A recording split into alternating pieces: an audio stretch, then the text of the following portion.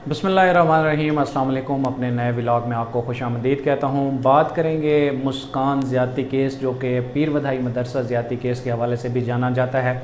उसमें आज एक बड़ी पेशरफ्त हुई है। मुल्ज़मान को बड़ा रिलीफ दिया है अदालत ने।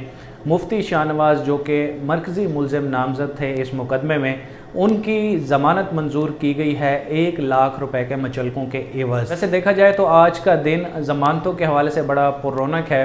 सुप्रीम कोर्ट से भी पीपल्स पार्टी के सीनियर रहनुमा खुर्शीद शाह की ज़मानत मंजूर हुई है। खुर्शीद शाह भी एक बड़े अरसे से जो है वो जेल की सलाखों के पीछे थे, नैब की हिरासत में थे वो, और अब अदालत ने ये करार दिया है कि उनकी मज़ीद गिरफ़्तारी की या उनको मज़ीद हिरासत में रखने की कोई ठोस वजह नज़र नहीं आती, इसलिए अदालत ने उन्हें जो है वो ज़मानत पर रिहा करने का हुक्म दिया है।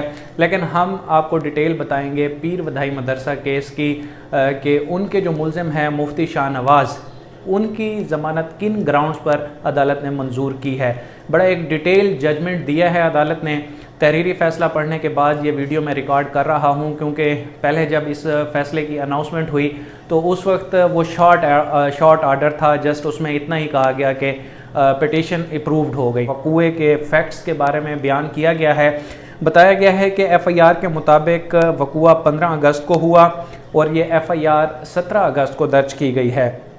लड़की का 161 का बयान भी 17 अगस्त को ही रिकॉर्ड किया गया, लेकिन FIR में वक़ूए का टाइम दर्ज नहीं है। इसमें लिखा है कि लड़की ने अपने बयान में बताया था कि वाक़या 14 अगस्त को हुआ है, और मेडिकल रिपोर्ट से भी यही चीज़ साबित होती है। जब 18 अगस्त को लड़की की मेडिकल रिपोर्ट हुई तो उसकी रिपोर्ट में भी यही कहा गया है कि 14 अगस्त का वक़ूआ है, उसमें तारीख़ 14 अगस्त की दर्ज है। इसके बाद लड़की का 164 का बयान 30 अगस्त को रिकॉर्ड किया गया है, और FIR में इस चीज़ का जिक्र था कि लड़की को नशा आवर चीज़ या नशा आवर कहवा पिलाया गया है, लेकिन उस FIR में ये नहीं लिखा कि उसको ये कहवा किसने पिलाया। और जो मेडिकल रिपोर्ट आई है उससे भी ये प्रूव नहीं होता कि लड़की को कोई नशा आवर चीज़ कहवे में मिला के दी गई या चाय में मिला के दी गई। इस तरह की कोई बात उस मेडिकल रिपोर्ट में नहीं लिखी गई। ये पॉइंट अदालत ने अपने फ़ैसले में लिखा है। इसके बाद अदालत ने एक और ऑब्जर्वेशन दी है कि लड़की ने अपने बयान में बताया है कि उसके साथ 5-6 माह से ये मामला चल रहा था कि वहाँ पर उसको हिरासा किया जा रहा था, लेकिन उसने पहले अपनी वालदा को इस बारे में आगाह नहीं किया। तफ्तीशी अफसर ने दौरान तफ्तीश तकरीबन मदरसे के असातिज़ा और तलबा को मिला के 26 अफराद के बयानात रिकॉर्ड किए हैं, और मुबैना जो वक़ूए की जगह है वहाँ से कोई 5-6 तस्वीरें 6 तस्वीरें भी तफ्तीशी अफसर ने वहाँ की ली हैं। शरीक मुल्ज़मा जो थी इसमें इशरत, उसको तो पहले ही ज़मानत दी जा चुकी है गुज़श्ता महीने। आज तकरीबन उनकी ज़मानत को 1 महीना हो चुका है। 18 सितंबर को उनको ज़मानत दी गई थी। अदालत ने एक इम्पोर्टेंट बात इसमें लिखी है जिसका काफ़ी चर्चा भी हुआ कि मुल्ज़मान और मुतासरा लड़की का पॉलीग्राफिक टेस्ट कराया गया है। उसकी फाइंडिंग्स के बारे में अदालत ने अपने इस फैसले में दर्ज किया है और बताया है कि मुल्ज़िम और मुतासरा लड़की का पॉलीग्राफिक टेस्ट कराया गया, जिसमें दोनों मुल्ज़मान यानी कि इशरत और मुफ्ती शाहनवाज़ दोनों को कॉलम 2 में रखा गया है और उनको इनोसेंट करार दिया गया है। एक और बात जो अदालत ने अपनी ऑब्जर्वेशन में लिखी है कि मुतासरा लड़की ने अपने बयान में ये इल्ज़ाम लगाया था कि जो उसकी टीचर है इशरत, वो उसको लेकर गई थी मुफ्ती साहब के कमरे में और फिर वहाँ पर जाकर उसने कुंडी लगाई थी। लेकिन ये कुंडी लगाने का जो ख़ास एक एक्ट है इसको FIR में दर्ज नहीं कराया गया। शायद लड़की ने अपनी वालदा को भी ये बात नहीं बताई। इसके बाद एक दफ़ा फिर से मेडिकल रिपोर्ट का अदालती फ़ैसले में जिक्र किया गया है और कहा गया है कि मेडिकल रिपोर्ट के मुताबिक मुतासरा लड़की के जिस्म पर कोई खून या सेमन्स नहीं पाए गए और स्वैब भी नहीं लिया गया, जो कि DNA के लिए ज़रूरी होता है।